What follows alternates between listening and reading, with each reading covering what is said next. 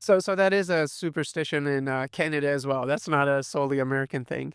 No, it's totally so you don't I'm gonna say it because 'cause I'm not at work, but you don't say quiet, can't say slow, like, all these words we also cannot say in the Emerge in Canada. It's like a universal, superstition, I think. Awesome. Someone did a study on that. Like, if you say it, does it actually make it busier? It was turning it wasn't true, but yeah, I forgot. I think it was like in PubMed. Someone did a full moon study too, and it turns out that the full moon doesn't actually change anything, but I don't know, anecdotally, I certainly believe feels that like it though, does. man. Anecdotally, I've had the worst shift. Full moons for sure. I know. Yeah. Awesome. Well, are you ready to jump into the clips? Yeah, let's do it. Great, thank you. No, that is exactly what I needed to know. Okay. I just got off the phone with the physician assistant at the prison. They've got a 16-hour-a-day infirmary with NP and PA coverage, giving everything that we need, and they've got an RN for overnights. Even so, he's here because they're ignoring his basic needs. He's here because somebody kicked the shit out of him. I think you're missing the point. We have more to offer. Robbie, got 4 more coming our way. Okay, got it. What you're trying to do is very noble. We don't have the resources to spare. Okay, then why admit the unhoused man, Digby? Why not send him back to the street with antibiotics and a roll of gauze? Because Digby lives on the street, and your incarcerated patient has a mid-level provider and a nurse looking after him. We both know the quality of care is not the same. Sorry, you waiting for me? No, Dr. Al-Shimi for the patient in 7. A few days here could make a world of difference for Gus's health. We are a safety net. But nets have holes. We are not admitting them because this is not about social justice. Everything I've done in my career is an effort to improve the system. Just because you know it's broken doesn't mean you stop trying. Excuse me.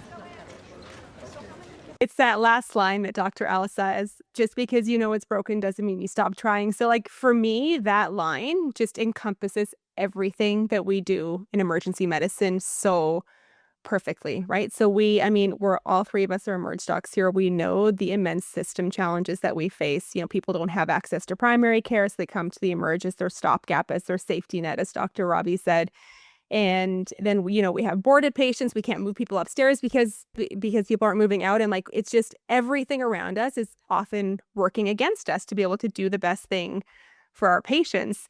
And but like she said, it doesn't mean that we stop trying. I mean, like we always bend over backwards to do whatever we can to make sure that our patients get the care they need, to get them the access that they need, and even like truly the social justice that they need. So I was a little bit annoyed with Robbie in this scene, to be totally honest, because he was just so dismissive of this like compassion that Dr. Al was trying to show for the patient, and certainly like fell into the bias and the stereotypes. Just because he's a prisoner does not mean he's not a human that deserves care and compassion and deserves access to a basic level of care that every other patient in the department should have access to as well. And so, yeah, that's why that scene really stood out to me, because it really felt like it spoke to what we try to do every single shift when we go to work. Yeah, 100%. Because everything's gonna be broken, and because we are a safety net system, we get to see the most of that. And I always tell people, like, for example, if someone's seeing a cardiologist, that means that they have some level of access. They probably have insurance, and they got to that step. So you can ask a cardiologist about a lot of things, but they may not see the most raw form of a patient coming into a safety net hospital. They've been through so many filters by the time they get to a specialist. And so what she says is the perfect kind of mantra for what emergency medicine is. We are never going to fix it all. We just have to do the best with what we have. And that matters, and that should matter. And that's why we go into emergency medicine, because we know it's not going to be perfect. It's not going to be organized, but, we show up and we do this hard job, and we make lives better to some extent every single day. Yeah, yeah. It was a good dynamic between the both of them, going back and forth on what they should be doing, who they should be admitting. I feel the same way. I mean, I always have that, like, I try to do like one per shift. I try to go above and beyond because it gets tiring, man. What she's doing is very noble, trying to help someone.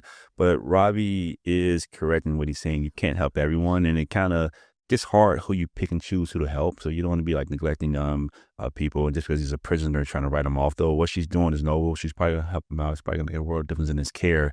But it gets tiring. It's rough, man. Especially like we work in inner city in Houston. We see a lot of that daily.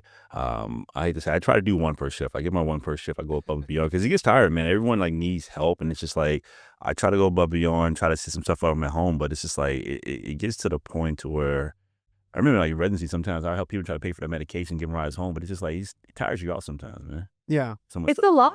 Yeah. I mean, I also, as you mentioned, I work in inner city emerge too. And so, like, there could be shifts where like 30 to 40% of my patients that I see in any given shift are unhoused. Right. And so, like, I mean, I love our social workers and like their ability to just try to find ways to support these patients and not just necessarily like send them out back out into the street, or if they do, with like some additional resources or support. But yeah, I agree, Kendall. It's a lot. Like it becomes very challenging when you also feel the pressure of trying to see as many people as possible because there's always, 50 people in the waiting room. And I do like how the Pitt always pans out to the chaos of the waiting room to just, for me, I think that illustrates, hopefully for viewers, just like how that is something that always weighs on our minds as emergency physicians when we're working in the department. Yes, like the waiting room is separate, but like we always can see on our screen like how many people are in the waiting room. And it's always something that is kind of cognitively bearing on you of like, well, I need to see these people so that I can make sure that these people in the waiting room that we don't have eyes on in the same way can get in it so they don't get sicker. And so, yeah, I mean, just to kind of come back to it, I feel like it really just like encompassed what an emerge doc is in that line. And like with Dr. Allen in particular, she got off to a bit of a rough start at the start of the season. I think we were like meant to not like her because of how much her and Robbie were butting heads. And then you kind of see these little breadcrumbs of how she practices and how she really is someone with compassion, like wants to do the best for her patients. And I feel like that was really nice to see for someone that we've kind of almost been set up to not like from the start of the season too.